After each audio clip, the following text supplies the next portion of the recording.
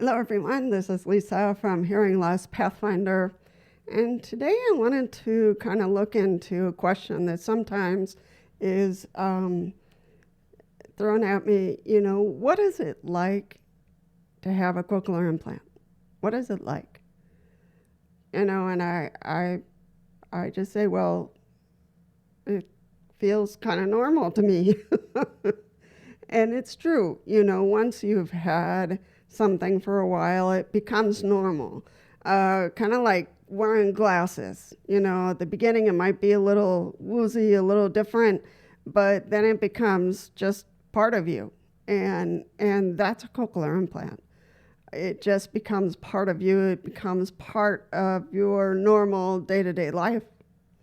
So, some people say, well, Lisa, how do you comb your hair with that thing on?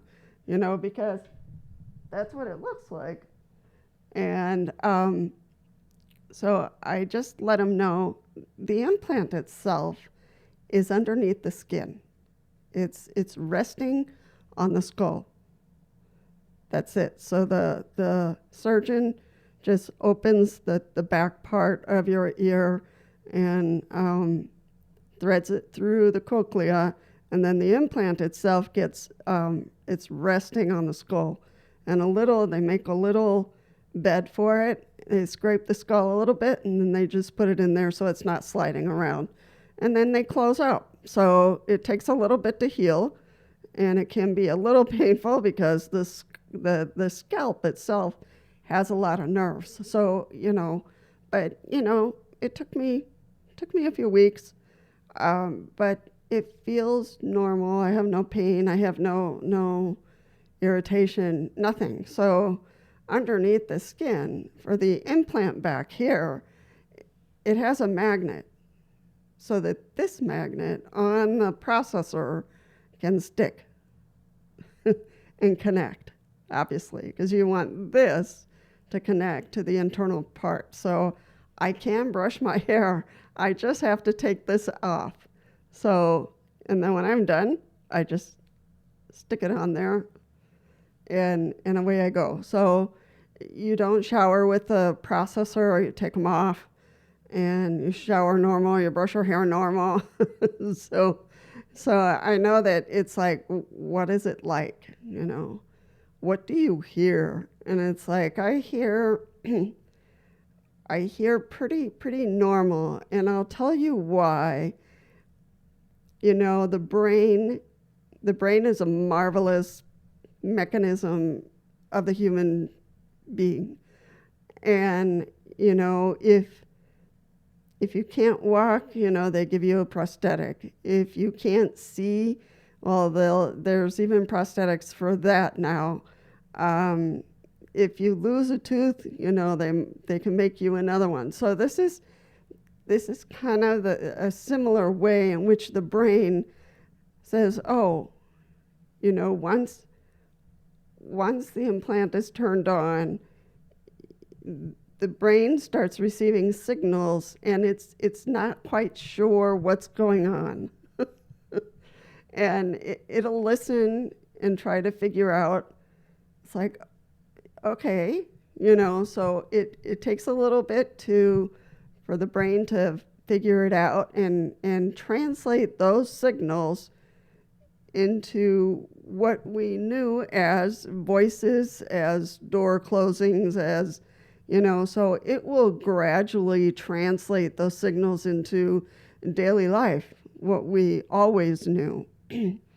So that's where I'm at right now. Things sound, it's a new normal. Do they sound squeaky or mechanical? No. People's voices sound pretty normal. When I'm hearing, excuse me, when I'm hearing a new voice, it takes me a few seconds to get used to it and understand their words, their accent, if they have one. So it does take the brain to say, oh, that's a new voice. So, so then it has to kind of create a new file and say, okay, here's Frank's voice, and this is what Frank sounds like, so I'm going to put it in this little file here. So Frank comes back, and starts to talk, then my brain will recognize it. So that's kind of a way in which I hear, anytime I get a new voice, it's like it takes me a little bit to, okay, listen a little bit. And then my brain, I know, is creating the file and saying, Patricia, this is Patricia. So, and this is what she sounds like. So, and the brain is doing that constantly. We are not aware of it, of course, and without cochlear implants, our brain does that anyway. But the cochlear implant is just a new way, a different way of hearing. And the brain just turns it into what we knew. So, it'll pull the files out and say, oh, yeah, I remember this. Sometimes when I hear a new sound, I don't know what it is. I just don't. I just kind of look around like, what on earth was that? And so somebody say, oh, it's a car outside, or it's an alarm, or it's somebody's knocking on the door instead of ringing the doorbell. So then I'll know, if it's a new sound that I haven't heard before. So there is a learning curve to the implant, and that's great. It's kind of fun, to learn new sounds. I know what a cardinal sounds like now, and I know, turkeys and hawks, and, so sometimes I'll hear a new bird sound, and you'll just kind of look around to match up that sound to that bird. So sometimes it takes a little searching around. But it's been good. It's been a godsend. People sometimes even forget that I'm hearing impaired. So, does it help to still see facial expressions? Of course, for anyone. So, not just for us who have cochlear implants. It's for everyone. The face is an important part of communication of our words. So that's really important. Do I still use tools to function? Of course. I have a caption phone, and those kind of things. So that continues to be the same. I'm still hearing impaired, and that's okay. For the most part, I do really well. My church, they have a hearing loop, so I can plug into the loop and hear really well. So, I have to be careful not to get it wet, all that kind of stuff. That would be for everybody. But not to get their hearing aids wet, or not to get their processor wet.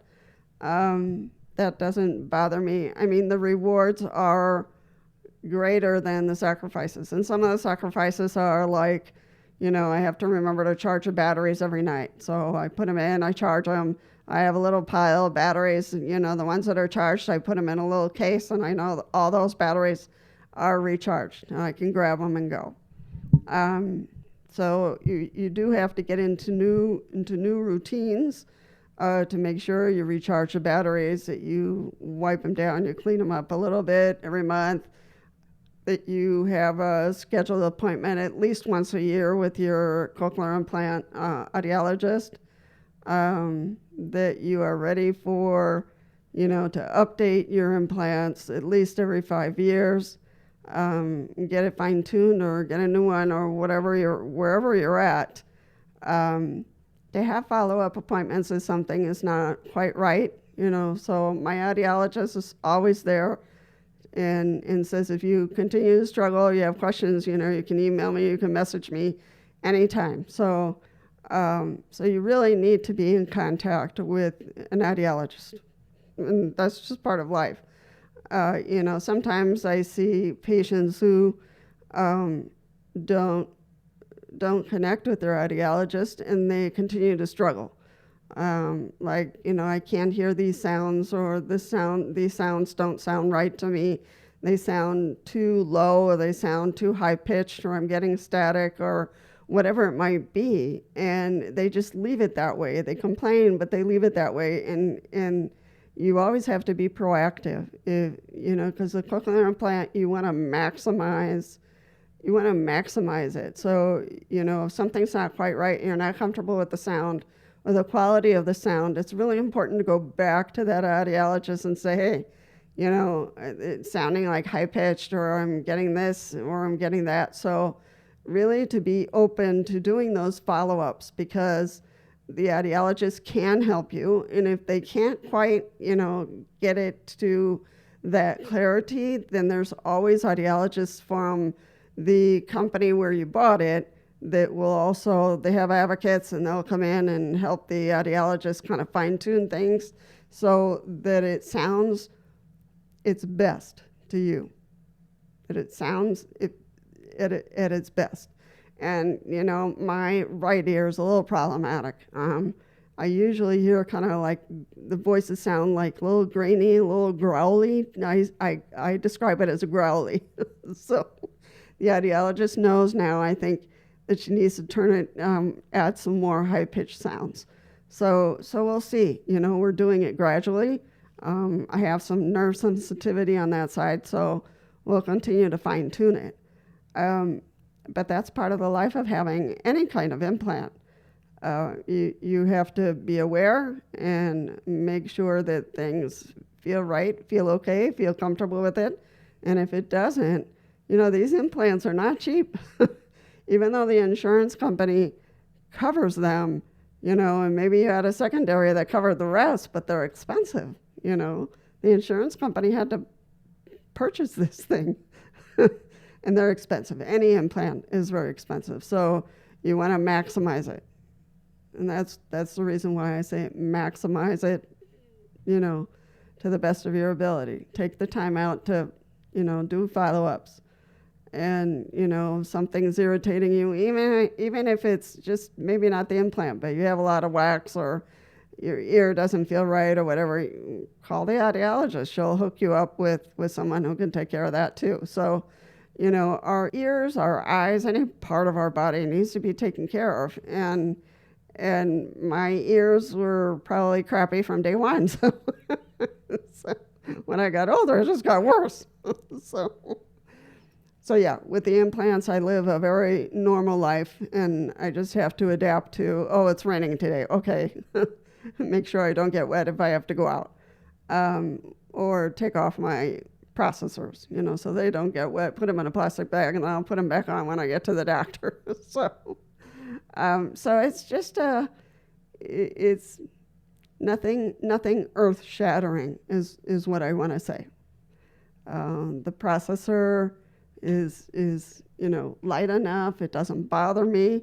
This is the N8. This is the new one that came out. So, it's smaller. It's light. I remember the first processors that came out. They were heavy. Oh my goodness, my ears would hurt. At the end of the day, I was just sore. I wanted to take those puppies off. But